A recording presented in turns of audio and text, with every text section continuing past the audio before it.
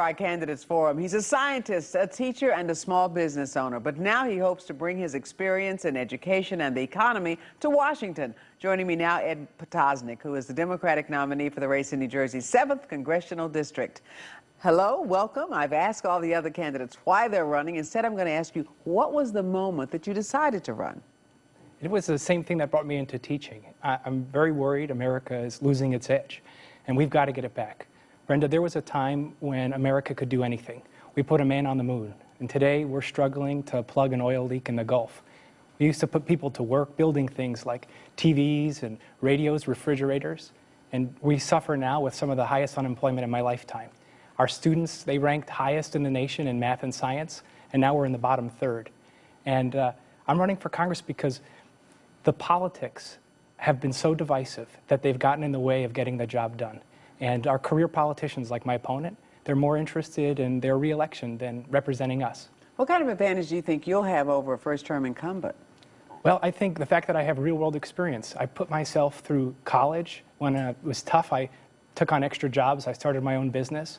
And that real-world experience, I'm going to use that to help us get our edge back. Some polls show you having anywhere between a 4 to 13% actual over your opponent in some polls. So do you think that's going to continue to improve, or do you think it's just too early to tell? It has to improve, you know, between now and November. I'm sorry, you're actually trailing the opponent by those kinds of numbers. Forgive me. So do you think that's going to improve, or how do you think things are going to go? My intention is to get to Washington and help to represent the families and businesses in our district and make sure that their needs are met over the, you know, wedded special interests that are so involved with these career politicians. They fund hundreds, tens of thousands of dollars into their campaigns. And when they get there, those politicians, like my opponent, they're more interested in representing them than our families. You've never held public office before. Is it a little frightening when you think about what could possibly happen? Not at all. I think the fact that so much is at stake right now, and that we need people that are willing to take on these special interests is critical. I want to make sure that our students, when they graduate college, they have good jobs. I don't want to bail out these big banks. I want to make sure we make investments in research and development so that our future is bright. We can once again and continue to be the strongest nation and competing in a global economy.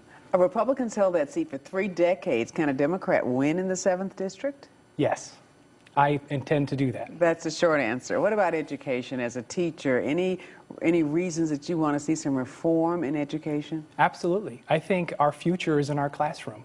And if we're going to get our edge back, we need to make investments to make sure that those students have good jobs when they graduate and that they're equipped with 21st century skills to take those jobs. In the 7th Congressional District, we have some of the most innovative companies.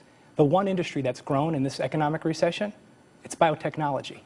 And we need to commit to make sure they have the businesses and the human capital, everything they need to be successful and get us back on track. How do you feel about charter schools and school choice?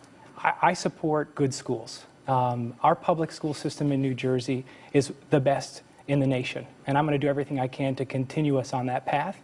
So we're ready to continue to lead the world. But how do you feel about school choice? School choice in the 7th Congressional District is not an issue that has come up thus far. I think it's critical that students have access to a high-quality education. And I think we need to look at ways that allow students, wherever they are, to have that access. And we're not getting it done right now because these politicians, they just want to score some points instead of really looking deep into these issues. As a small businessman, how do you feel about what we can do to improve the economy?